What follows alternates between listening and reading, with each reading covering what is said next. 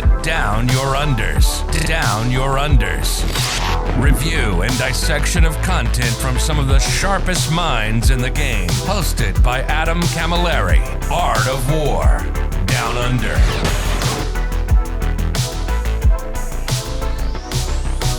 Hello, ladies and gentlemen. Welcome to this brand new year, the year of our Lord, or whatever Lord you may praise, the corn in this case, 2024, first episode of this year. And I'm joined by the most bloodthirsty of mad lads himself, Anthony Vanella. Hello, mate.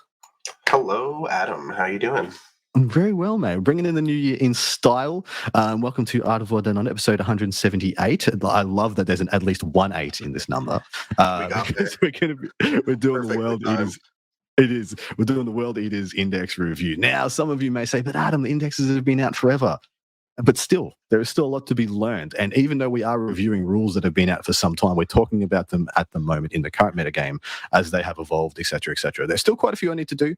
I haven't done Eldar. I haven't not done Chaos Space Marines. I haven't done a bunch of them. Mostly I'm holding off on those to wait to see the next balanced data slate. But we thought World Eaters was a pretty good pick to chuck in here. Plus, a lot of my patrons requested this pairing, as in need to get Anthony Vanella, or Tony V, as we sometimes call him. Don't call him Tony V. He will choke you out. And get him on for his favorite thirsty boys. Now, this is a two-part podcast, of course, as always, ad nauseum. You can jump over to Art of War Down Under over on Patreon and get that part 2, where Anthony and I will be answering Patreon questions and talking about World Eaters, how they're matching up into the metagame as it's unfolding right now, tips and tricks into and against and wielding the mad lads of Khorne. But my dude, you have plenty of things that you can plug, and I need to give you the opportunity. Oh man, so I'm doing so many things these days, Adam. I am a proud member of StatCheck. If you don't know what StatCheck is, we keep an eye on, the win rates of various armies, and we have a dashboard on our lovely website, which is stat-check.com.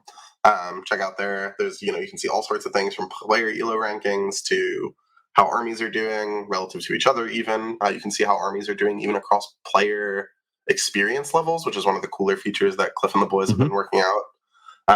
That's one I don't see people talk about enough. I always thought that was really cool that you can see across experience levels, is this army good or is it good against playing newer players? Correct. For the first time in a long time, we're able to track. I mean, you guys have been able to track how well you will do if you decide to pick up an X faction on the fly. Yep. And how good you can get with it if you stick with it, against, just picking up the next hotness and then you falling on your face and blaming the universe. Yeah, you can look at what the progression of a player across newbie, more veteran, and so on, as they go through the skill band on the faction, or the experience band, I should say. There's no, there's no way to calculate skill outside of ELO, but experience at least. Yeah, it's really exciting. The innovations you guys have done in that realm have been absolutely stellar. Really, really proud of what you guys have been able to do. And I'm a proud patron. I'm a proud member of StatsCheck. Right. So get on there. It's good Adam and I have been early patrons of each other's things from from the early days. Essentially, we just here's your $5 every month, Anthony. And it's thank you, Adam. Here's it straight back at you. It's mutual. Yeah, exactly. I've been an Art of War Down Under patron since literally episode 1. So. Dude, it warms all the cockles of my many hearts. But we are here to talk about your favorite guys, your favorite lads. Sorry, tell us about you got any Team USA stuff you want to... Nothing too crazy going right now. We do have our first thing that we're doing as a team, which is pretty cool. We're going to the Pirate Cup in February with a roster that is actually mostly new players and then myself.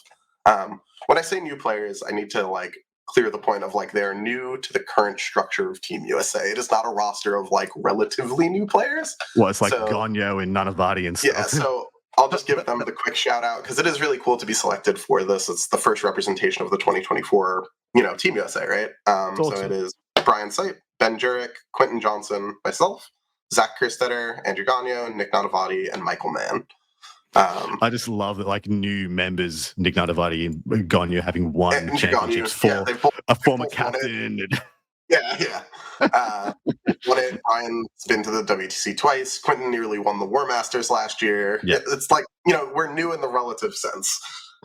I want to call you guys just got to call Gonyo old greenhorns. He's green behind the ears, mate.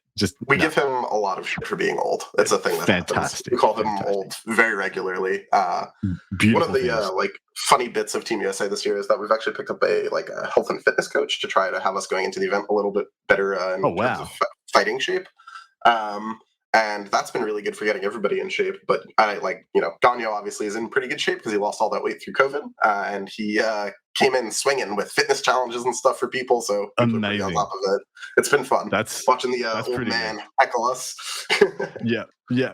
Anyway, let us get to the meat and potatoes of the episode. We're going to be reading through and discussing the World Eaters Index from as high a level as we can. This is the Man Reads Book episodes that you guys know and all love. And we are going to be starting off, as always, right at the top with the Army rule. But, my man, you didn't pick up. You weren't playing World Eaters initially when they first, when the edition first dropped, but you did pick them up after the balanced data slate change. Do you want to quickly, in as concise a way as possible, give us what changed there that gave you the impetus to want to get into this faction? Yeah, so there was a couple things that were pretty important for World Eaters that changed outside of themselves, right? So one of the big things was that Custodians at the time when the edition first dropped were doing a pretty rough job stifling melee armies' ability to do really anything. The changes to Fight First is, in my opinion, one of the largest balance flubs they've had in the edition, but we'll see how things change over time. I haven't really interacted with Custodians much, honestly, as World Leaders. I've played them exactly once since I've gone on this long path with World Leaders. But that was one of the big things was Custodians getting hit. The other thing was that World Leaders launched in 10th edition like they had Eldar stats, and they certainly did not. And once that changed to them coming back within what seemed like a relatively more normal band, I was willing to give them a shot. Once I gave them a shot, I was like, oh, hey, the damage is a little bit higher than I expected it to be. They are just blindingly fast. That combination of factors with a bit of list tuning from what I thought was going to be good, and accepting that I was going to have to use anger on this edition, meant that it was it was go time. It was time to get the boys back out and give it a spin. Fantastic. So it was, it's not too hard to say that first impressions of the index at Army at 10th edition release I was pretty impressed with the rules, but not the application on the tabletop. I looked at the rules, I looked at the units, there's some exciting stuff here. And then I just felt okay, this is an army that exclusively operates in the melee phase and the charge phase, and that is not a good place to be, in the pure index version of 10th edition that we got. It was just the wrong place to be. Yeah, stepping your Exalted 8-bound unit out and then getting literally rinsed by a Wraith Knight passing two hits is cool, sick, awesome. Yeah, it was an exciting army operating in the wrong phase is pretty much where it was at. Now, this is probably the pressure list of the metagame at the moment. Yeah, maybe Canoptic Court's getting somewhere near that. Different pressure, right? Canoptic Court suffers your primary and that really doesn't go away. Yeah, whereas World Leaders blast you off the objectives. They're just hello, you were on this objective, now you're not. You are now a pink mist. But anyway, let us jump into the Army rule. This is the Blessings of Khorne. If your Army faction is World Leaders at the start of the battle round, you can make a Blessings of Khorne roll. To do so, roll 8d6s, and then you can use those dice to activate various abilities. You activate them by using the doubles that you roll, so you want a certain amount of doubles to activate each one of these. Some of these, need any doubles. Some of these need a triple of a certain number, and some need a certain number of doubles or higher to activate them. And so, for example, and they've even given you one here. I roll 8d6s, and I've got 2 4s, and I'll use that to activate one ability, and I've got 3 6s. I'll use that to activate another ability. You can only have 2 of these active at a time, and the list starts as thus. The first one is Rage Fueled Invigoration, which keys off any double roll. So if you roll double 1s, you can pop this off, double 2s, double anything. And it's add 2 to the move characteristics of models in this unit. Now, this is pretty much, you just slap these down, and they affect your whole army, yeah? Yep, yeah, so any of these buffs apply to any unit with the Blessings of Khorne army rule, which is anything that you'll have. Notably, it does not apply to allies, which is why, much like in 9th, this is actually a bit of a bleed over from 9th, is that when you construct World Leaders lists, for me personally, because these buffs are so strong, I write them with no allies, which is a giant boon in teams, but in general, I try not to include allies because so much of the, resource game you're playing with World Leaders is managing these buffs and making sure that they're relevant army-wide each turn, and they don't affect allies just at all. So that's a thing to keep in mind. Easy done. What's the second of the buffs? So the second one is also any double, which is notable for something I'll get to in a second, which is models with this ability have a 6-up feel no pain. If you already have a feel no pain, you add 1 to their rolls. So things with a 6-up go to a 5-up, things with a 5-up go to a 4-up. It's very good. Extremely powerful rule. Most things do not have a 5-up, it's just spawn. Most things do not have a 6-up, it's just exalted. So as a general rule of thumb, what this ability says is you get a 6-up feel no pain. It's worth noting for both of these that a roll of 8 dice will inherently always have a double in it, so when you will always have access to one of these two. Correct. It's actually quite clever the way they've done that. Like rolling 8 dice, you can just virtually go. You can't not have a double. There's only 6. There's only 6 numbers on the dice, guys. It's going to happen unless 2 of them land on their corner, and then in which case you re-roll them. Yeah. Next one is martial excellence. It's funny that they used excellence in the World Eaters. Just excellence is not a word I associate with World Eaters. Anyway, excellence is yes, it is any double of a 3+ or more. And then melee weapons equipped by models have sustained hits 1. So army-wide sustained hits 1. Pretty good also. Just generically good because it's army-wide, right? Like you can set this up so that this is part of like an important combo we'll get to with one of the stratagems later. But this rule in general is very strong. It's also worth noting for when it says double 3+, it doesn't mean that you can take a 3 and a 4. You need literally like 2 3s, 2 4s, 2 5s, etc. You're correct. Exactly right. What's the next one? Next one is Total Carnage. This is the second least used one. This is every time a model in this unit is destroyed by a melee attack, if you've not yet fought, you can fight on death on a 4-up. This requires any double of a 4-up or any triple. As far as I'm concerned, this is mirror match only. Like mirror match, orcs, and demons is where this is good. Yeah. So not going to happen that much. When you need it, you'll be happy, but not that impactful. Very niche situations. It's good with Angron as well. Like if you know he's going down in melee that turn against like CSM, it could be like, hey, you want to play this game? Someone rams a Night Rampager into you and you're like, lol, trades. Yeah, exactly. Yeah. Warp Blades is up next. Any double 5 or double 5 or more, so double 5 or double 6s, or any triple. And melee weapons equipped by models in this unit have lethal hits. That is also very spicy. I never use this. Because of the World Eater's strength characteristic and their access to a +1 wound stratagem, combined with their ability to get reroll wounds from regular 8-bound, reroll 1s at minimum, if not all full. This lethal hits is almost never relevant. You will, like, almost always it is better to take sustained as an output buff. Fair. Totally fair. Yeah, and you're exactly right. Like, the median strength is 6. Yeah, like your worst. That's the bottom. 6, the absolute floor is 6. Yeah. Well, Jackals go to 5, yeah? Jackals go to 4. I think the big boy goes to 5. Yeah. But, like, my Jackals are always just, like, they're in the back. Like, they don't fight. Yeah. They just hang out over there. All right, last one, Unbridled Bloodlust. Any double 6 or triple 4s or more. So you need 3 4s or 3 5s. And the unit is eligible to charge in a turn in which it advanced. That is the bread and or butter, and that's the one you always want to have access to, right? Yep, this is my sweet soft baby. This is my favorite one. John Lennon, also of Art of War and Team USA, jokes that I only play armies that can advance and charge. That's correct. And he is actually right. Like, and I went back and looked because I was like, that's not true, John. And I went back and looked, and it was like CSM, Harlequins, Tyranids, Drakari. Damn, he's actually got me. Yeah, gotcha.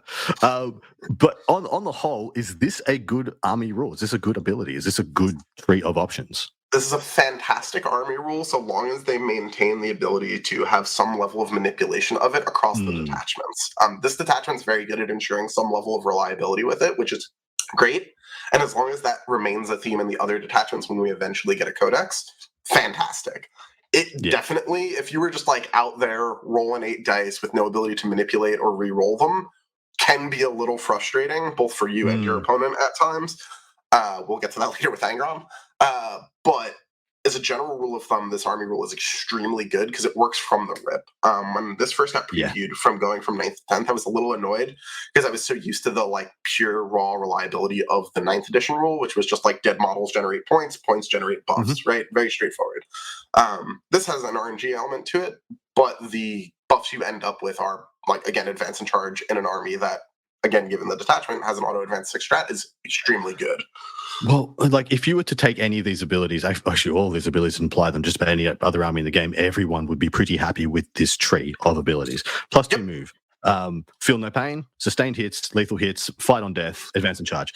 There is no bad options here. There are just better than others, essentially. Yeah, I mean, like, the worst case scenario is you don't roll advance and charge in a given turn. Ideally, by that point, you've already staged in mid, and you're just taking +2 move. You have to deal with the fact that you're now going to go 11 and charge. Oh, no. Oh, no. The worst. 23-inch threat range. Whoa. You're just a Blood Angel jump pack unit. Unfortunate.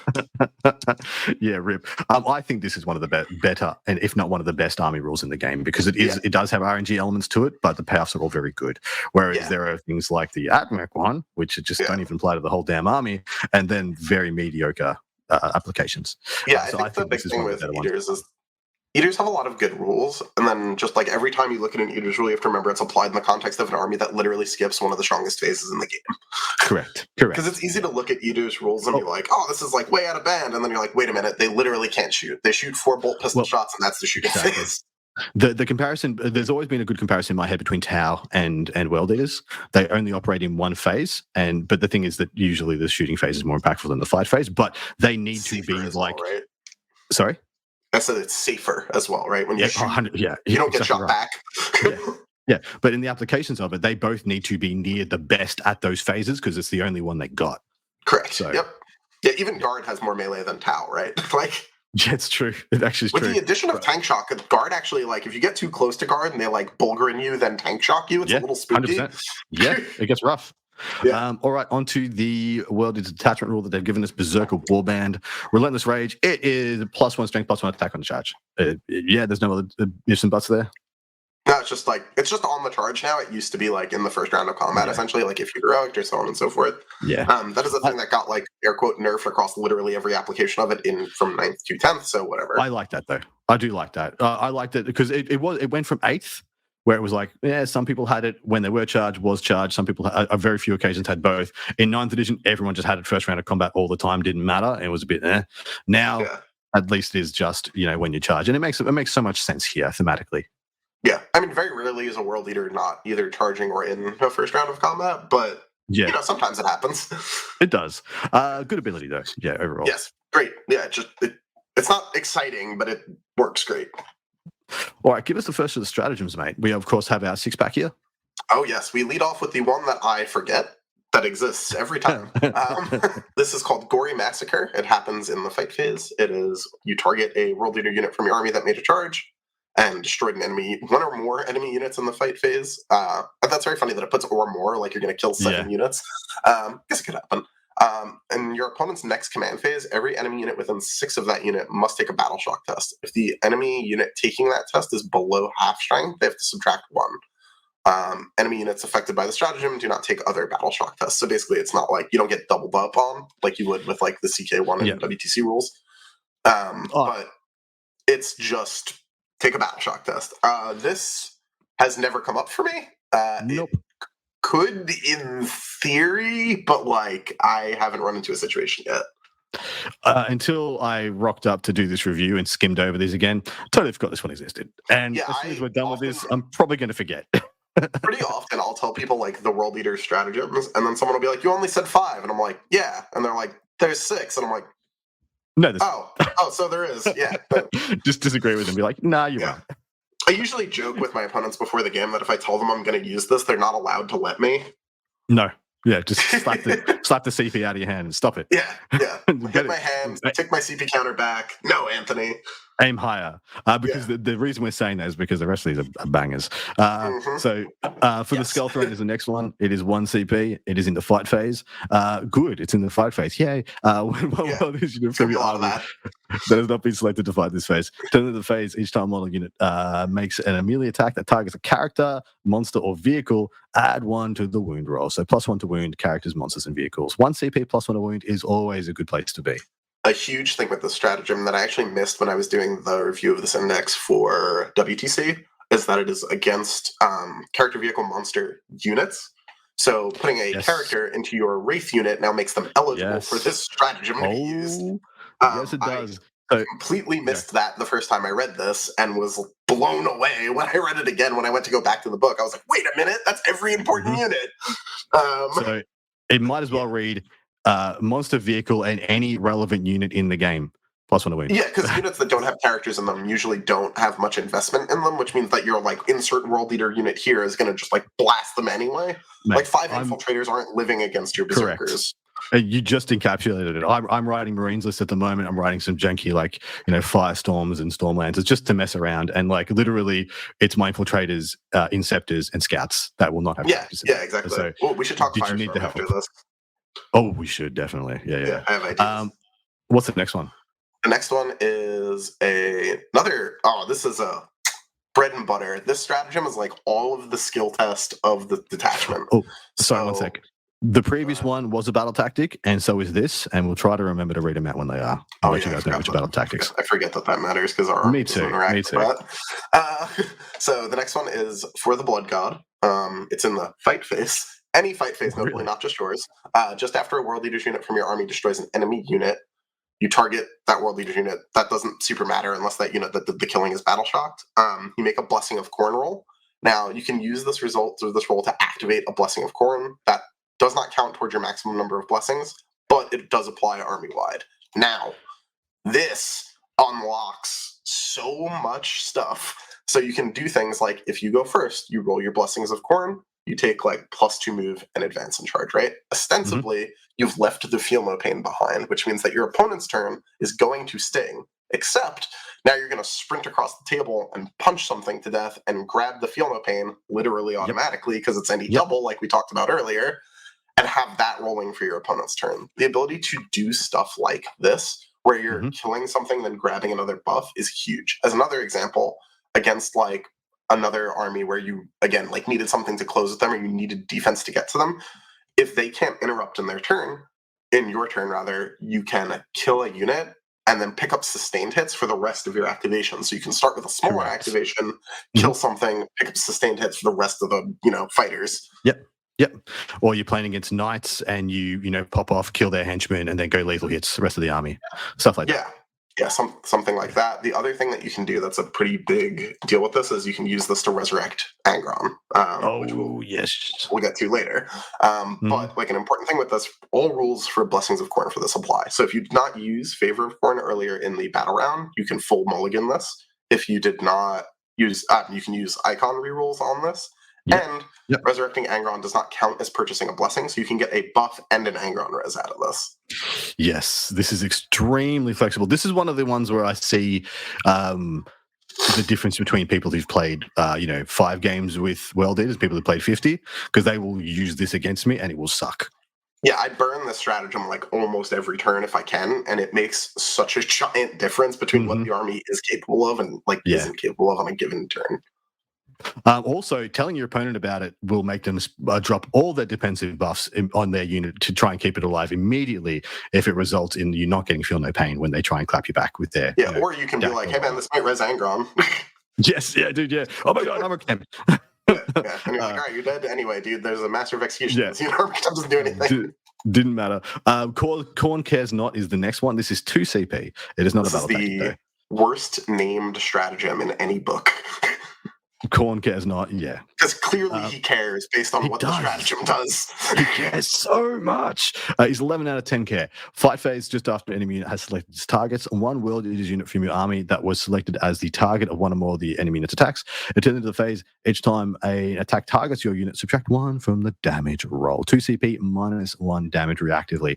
It is pretty good and very necessary in a multitude of different interactions. It sucks a little bit as a fight phase. I wish it was shooting phase and or fight phase for 2 CP, but is what it is.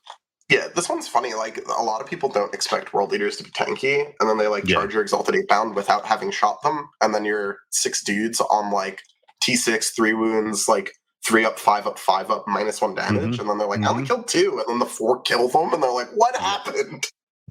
Yep, I charged the Carnivore into a couple the other day, and I was just like, didn't kill one. It was pretty bad rolls on my part, freaking his part, but still, I was like, yeah, it's unusual, but it was a big deal. It's huge. Great strat. 3rd damage off, is just big. Yeah, huge, and amazing strat. Next one. Oh, baby. My other pride and joy. This is called Blood Offering. This is in any phase. It's when a World Leaders unit from your army that was just destroyed within range of an objective marker you control. You use the strat, even though it was on a unit that was just destroyed. The objective marker remains under your control, even if you have no models within range of it until your opponent controls it at the start or end of any turn. This is the best. To me, this is the best strat, because this just means you do not have to leave stuff everywhere all the time. But just being able to stick in objective. Yeah.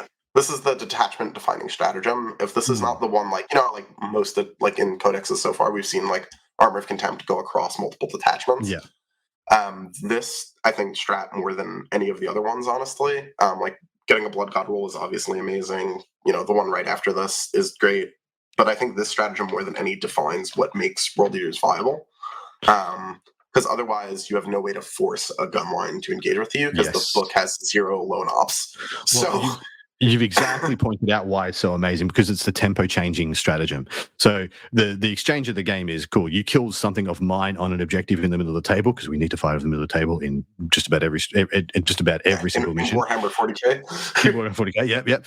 You go into the middle objective, kill a unit of my scouts. I need to kill that unit off, and then put a unit to take it, and then put a unit on it to take you off, because you're going to sticky it if I don't. And that means I'm just giving. I haven't won the exchange. I'm just kicking the can for another turn, and you get to do the same thing. It's just it forces the resource grind to occur, and World Leaders just get to eat up all that value. Yeah, you can see. I played a bunch of games on a stream called Xenos Petting Zoo. And fantastic lads. Yeah, I'm a proud member of Art of War. I love my Art of War boys to death. I have been so roundly impressed with the work done by Xenos Petting Zoo as a unit. It's truly amazing. One of I cannot speak highly enough of those boys. But I played a bunch of games on their stream because they did a King of the Hill style stream, and you can see me hit this strat just over and over again for huge money against extremely experienced players. It's not like the stratagem is a funny gotcha, which I've seen it described as before. Good players will just play around. I was no, you can't just get that close to World Leaders for free. No, you can't. Yeah. Especially if the terrain is not complete bowling ball. That was player placed, which is not the most melee friendly of the formats. And game over game against Nick Nanavati, Brad Chester, Ben Jurek, all these very experienced players, you could see, the early trade Invocatus for scouts, rangers, nerdlings, whatever, die, sticky the objective, get a 15 cycle is entirely game changing. Crazy. All right, we have one more, Apoplectic Frenzy. Just always a fun word to say. This is a battle tactic. It is 1 CP. It is in your movement phase, and it is one World unit from your army that has not been selected to move this phase. At the end of the phase, pretty much don't roll an advance roll. You just got a 6. 1 CP, so, your advance roll is a 6. Obviously, this is insane in an army that can advance. Another reason this is baller is that it ignores... Well. Yeah, so you stack it with the +2 move. All of that is insane, right? One of the bigger things with this is that there's a lot of stuff in the game that actually will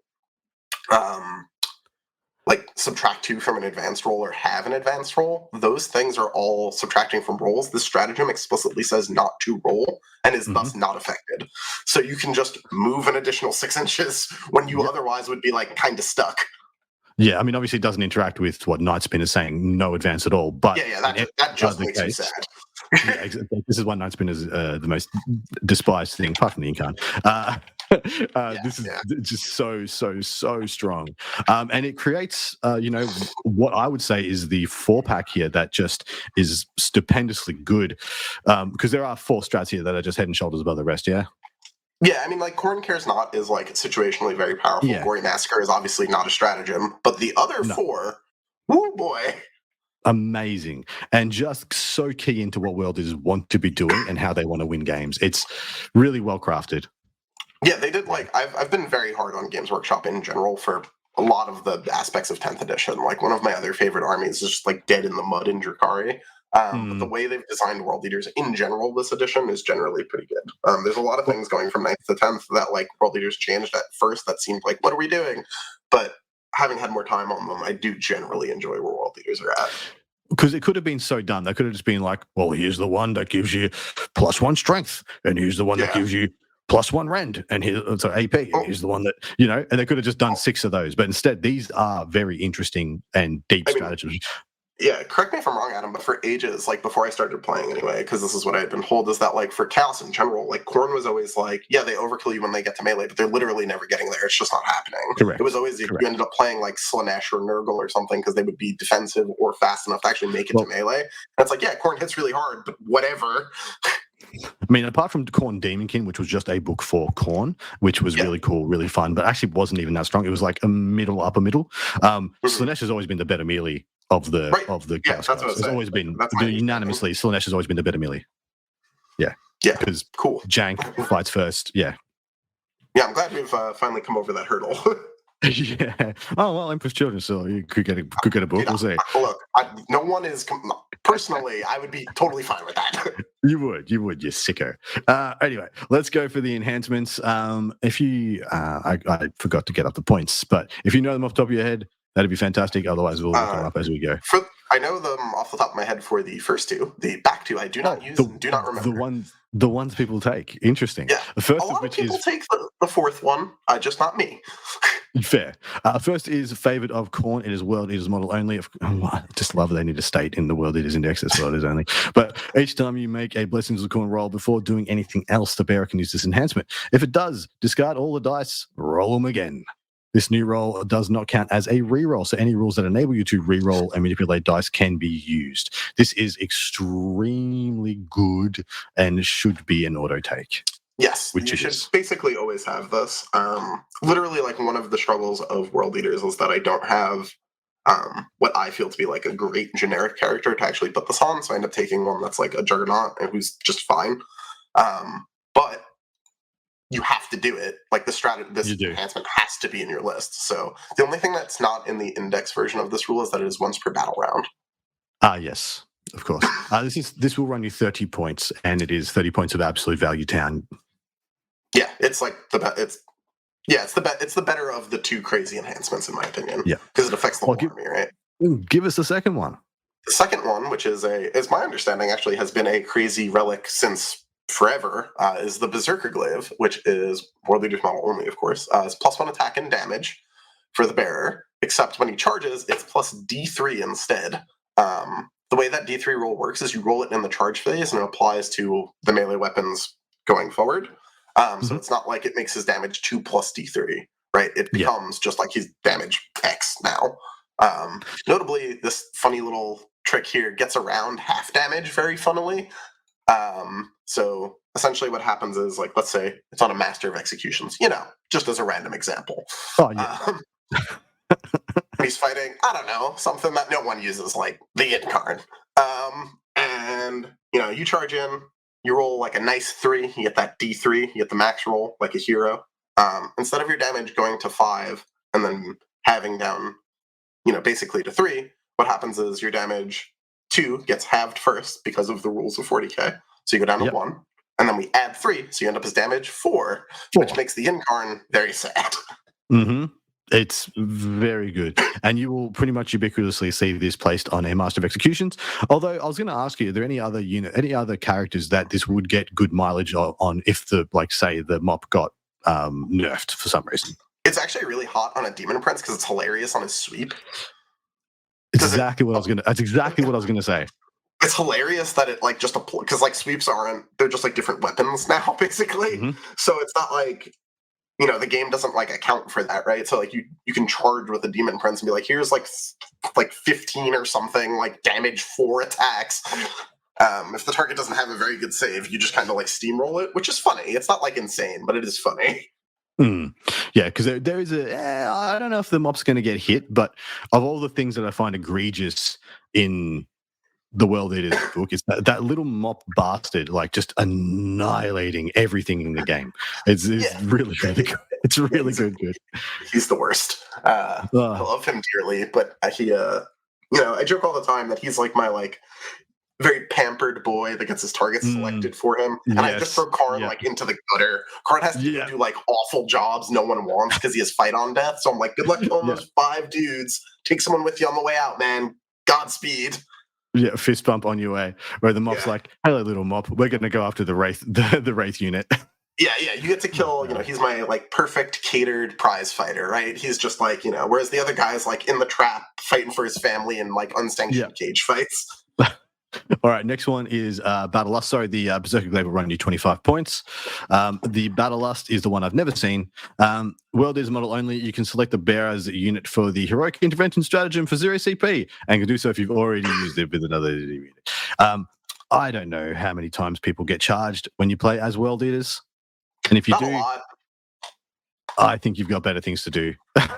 Yeah, there's man, Heroic needs a change. I don't know that it needs to go back to 9th, because, like, maybe that was too much protection of objectives for melee units. But, like, it's something else. Like, it being a 2 CP do nothing most of the time is definitely not the most exciting. They could just make it 1 CP, and it would at least be niche more appealing.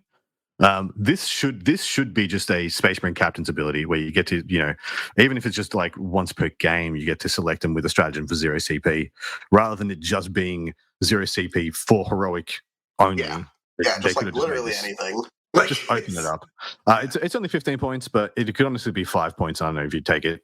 I don't like, again, we run into the problem of, like, World Eater enhancements need to be, like, bananas, because they don't have, like, generic characters that are great as compared to taking just, like, another unit.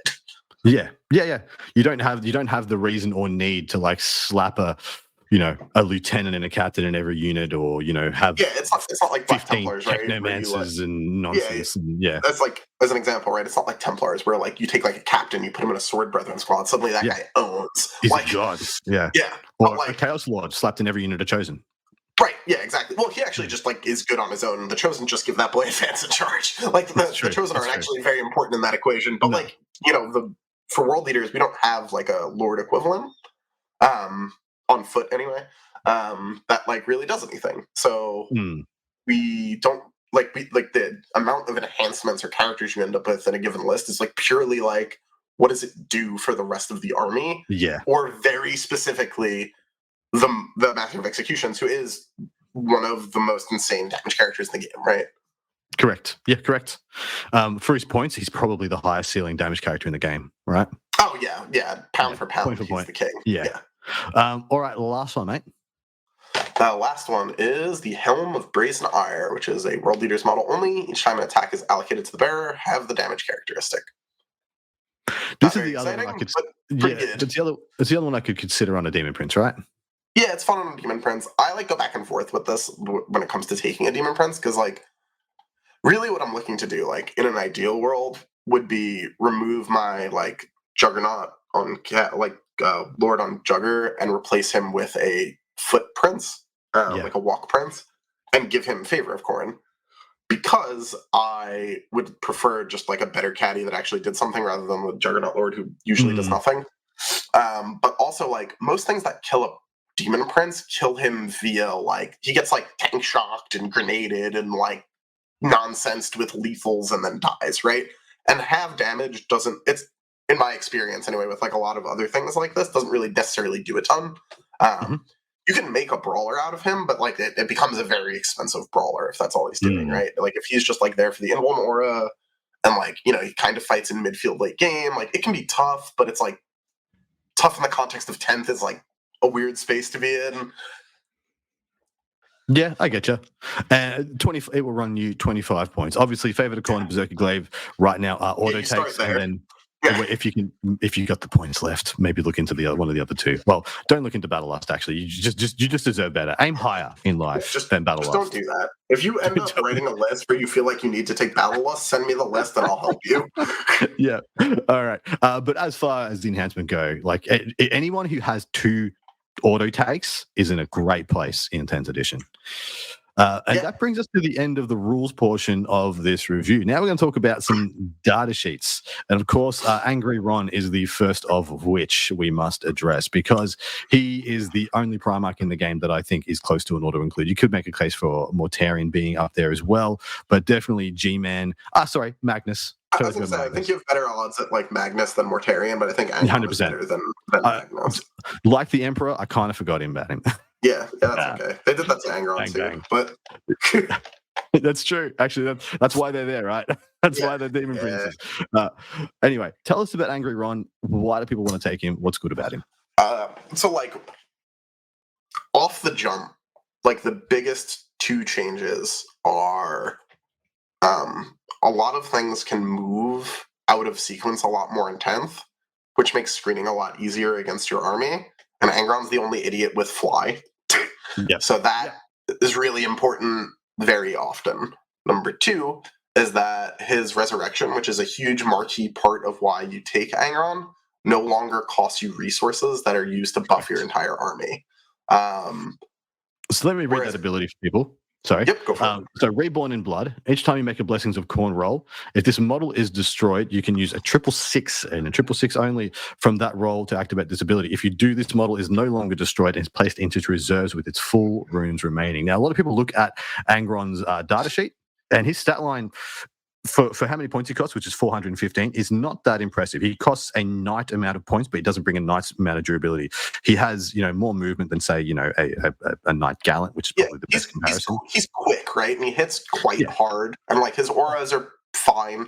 Like he hits ferociously hard, but he's 1 less toughness than a knight, and he has 6 less wounds, but he's got 1 better save. And he has 1 better save. He's like a freight train. Yeah, he hits real hard. Like he'll kill frankly, everything. 2 Redemptors in a go, if you let him. Notably, the World Eater's +1 to win stratagem affects the World Eater, not the target. So if you get a scenario where you can hit 2 things at once with Angron, boy, does that give you value. So a couple of things that Angron does give that or the rest of the army doesn't really have access to otherwise is he's AP4, which is dope in an Armor of Contempt world.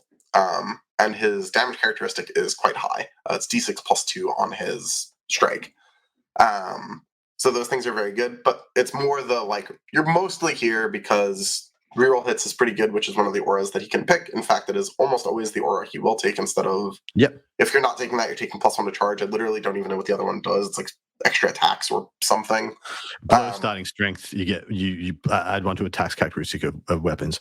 That's just not going to come up that much, especially when the next one is reroll. When the word is used in 6... Reroll all hits. The middle one doesn't even apply. Just don't use that. So, as a general rule of thumb, you're here for the res. He's very fast. So with the +2 move and the 6-inch auto advance, he goes 22 and then charges. Dude, wow. But he's still he suffers from big expensive model things, right? Which at the top end of the game can be difficult to manufacture getting the right amount of points out of. The big thing with him is that you can get recursion value out of him, or you can force people away from objectives by dint of his threat range. And application-wise, a lot of the time, Angron will usually go down turn 2 or turn 3. If you get him back immediately, and this is one of the big things here, you don't have to get him back the turn after he dies, right? If he dies on turn 2, on turn 5, you can still roll the 3 6s and put him back in reserve. And again, you have for the Blood God roll, you're making all these extra rolls between that and Favorite of Corn and this, that, and the next. It's pretty likely that if he goes down on 2, you'll have him back by 4 or 5. Yeah. Assuming you're pumping the rolls, right? This is very expensive from a CP perspective. But you get another Angron for it, right? Well, and what's wild here is that in some early testing that me and some mates were doing when World Eaters first came out, we were talking about using World Eaters as a 6th, 7th, or 8th pick in a team's environment. There were matchups where if Angron came back twice, the opponent just pretty much couldn't win. Turn 4, a full strength Angron, freaking rapid ingressing on the bottom of turn 4. You're like, I guess I just don't get any points on the bottom in my turn 5 because you just gonna that whole flank. Okay, and I don't have the resources to address him for a third time. There is just that kind of level of you will just get bullied out of the game by this model if it does continue to recur. Yeah, he's a huge part of why I like World Eaters so much for teams, because they have a pretty stable score floor. It's hard to blow out World Eaters, but there are definitely scenarios in which a World Eater will hit a pair of 70% plays that turn a 13 into a 20. Yeah. And then it's all right. And he's just a massive X factor of uncertainty. If I'm putting down, if I'm playing a yellow matchup versus World Eaters, Angron comes back twice, that's just a freaking red now. Yeah, and I, like, as someone that plays the game very aggressively, I like to include as much uncertainty for my opponents as physically possible. Because I'm very uncomfortable with uncertainty in the game, Adam. Like, I'll roll those 8-inch charges. I'm about it. Like, but I like to make, my opponent have to deal with some level of, like, creeping, like, pressure. And pressure is applied in multiple ways on the table, right? It's, the world leaders are racking up these points. They're also very fast. They're, like, literally right next to me. Like, there's a lot of ways that pressure exists and can be exerted in a game. And I think the, like, looming threat of, like, all right, Angron's in my face, killing my dudes, like, I have all this stuff in front of me now. I killed him. Is he just going to come right back? Is it worth shooting him? And I've had people incorrectly elect to just let him do his thing. And all out of the fear that I hit, what is frankly like a 1 in 9 or 1 in 10 or something like that on the res. Yeah. But it's like that 10% chance of res scares them so much that they just don't bother. And then he, like, if I'm playing tactical, he, like, goes and takes their home objective and scores, like, 9 secondaries. And it's just like, all right, man. I played a game against World Eaters at a Teams event with my Chaos Knights, and he came back so he rapid ingressed on the bottom of 4. And then on turn 5, he ripped 2 cards and took a primary, and it was a 15-point swing. It was just like, because he ripped area denial. He went in, took the center objective off one of my brigands, and he pulled another card. And it was Storm Hostile, and I was just like, oh my god. Rip, absolute rip. Anyway, lose primary for it, and it's just like, okay. Yep.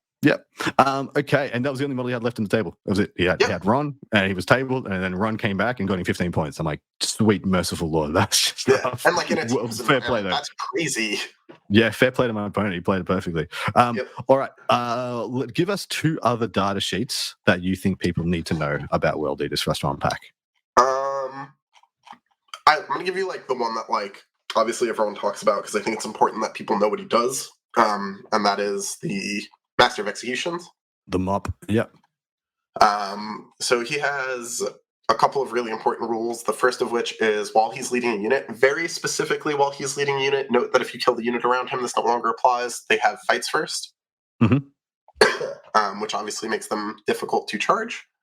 And then the other one is that while this model, so him specifically, targets a character unit, remember from earlier, that's most things that matter.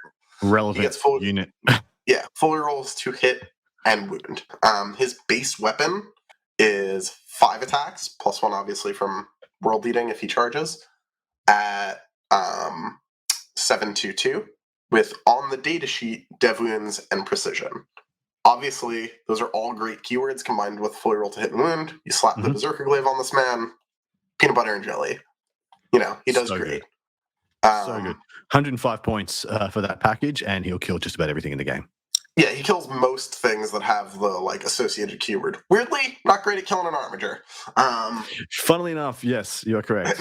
Needs some stratagem help to take down an Armiger, but that's what his buddies with him are for. That's him. I love him and loathe him in equal measure. He's a significant, like, a non-zero part of why world leaders are good for sure. I would like to give honorable mention to the Lord Invocatus, who we're not going to give a full deep dive into, but he still does give Scout 2 units, and that is an extremely good place to be, especially if you're going first with World Leaders.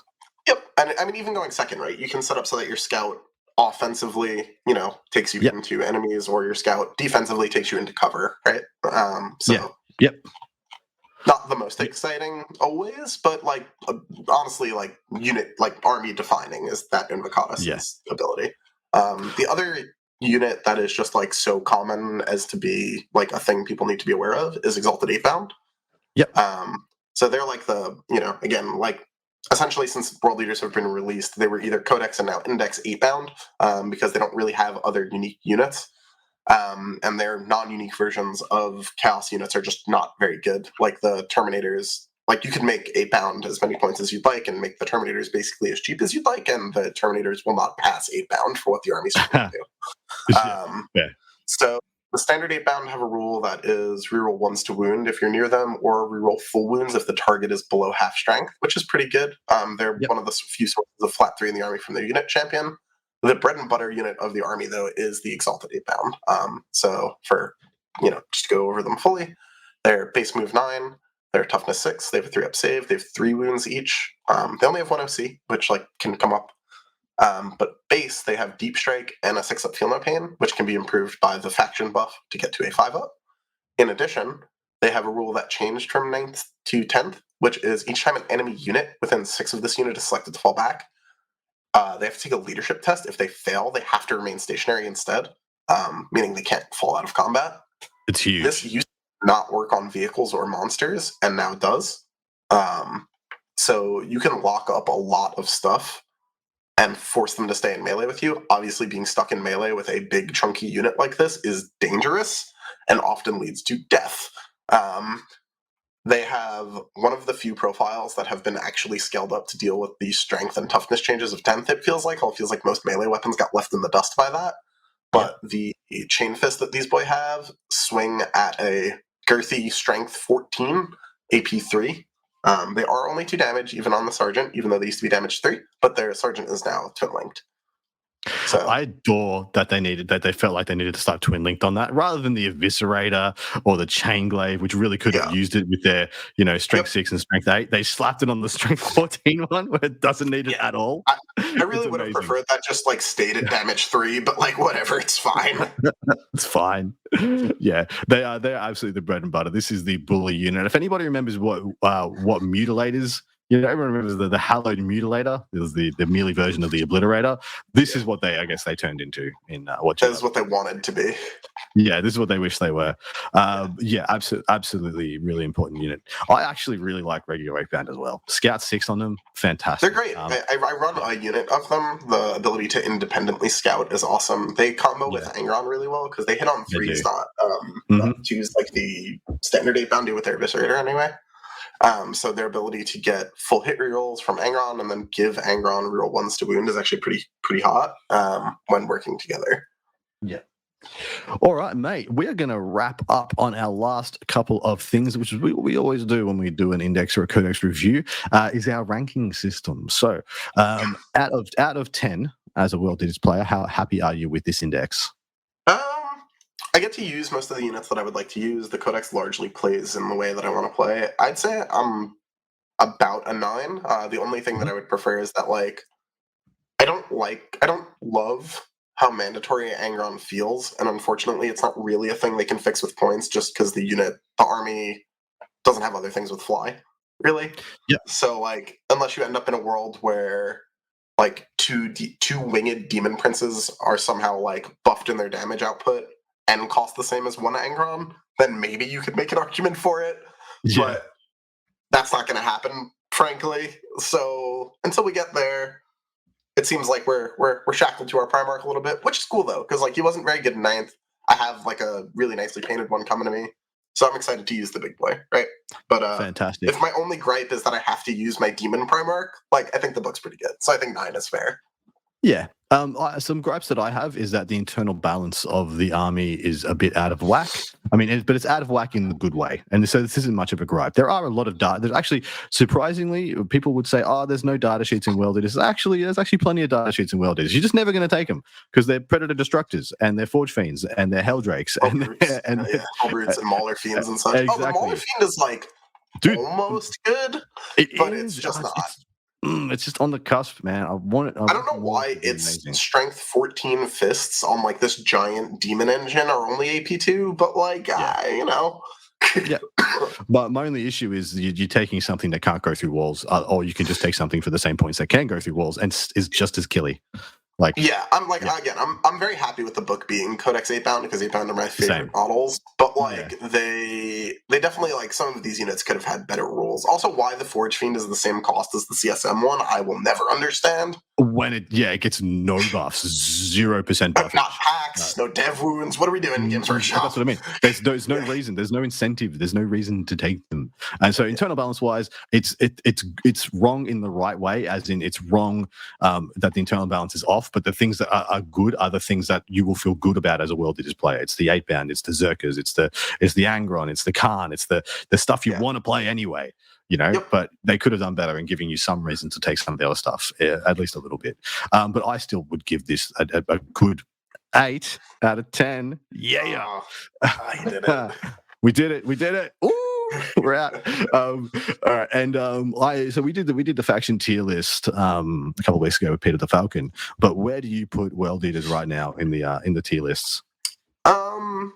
Sorry, the tier ranking. So I think that like in an average player's hand, I think World Eaters probably fall somewhere in B. Yep. I don't know, like, if it's, like, the high or the low side. The problem is, like, Eaters are, like I was kind of saying earlier, just, like, a fundamentally different army in the hands of, like, an extremely experienced pilot versus the hands of, like, someone that plays the game frequently. So I think the experience for most people in 40K, World Eaters are, like, probably, like, a B-tier codex. Yeah, that's fair. I think that's fair. I still think I still think in a lot of hands they're playing firstly, they are more than just about every other faction in the game. They are a table-dependent army. Playing World Eaters when the terrain ain't good is very difficult. Yeah. Once again, it's a different army. If you're playing on good standard terrain and you can have confidence in it, you can practice on it, and you know what you're going to rock up to.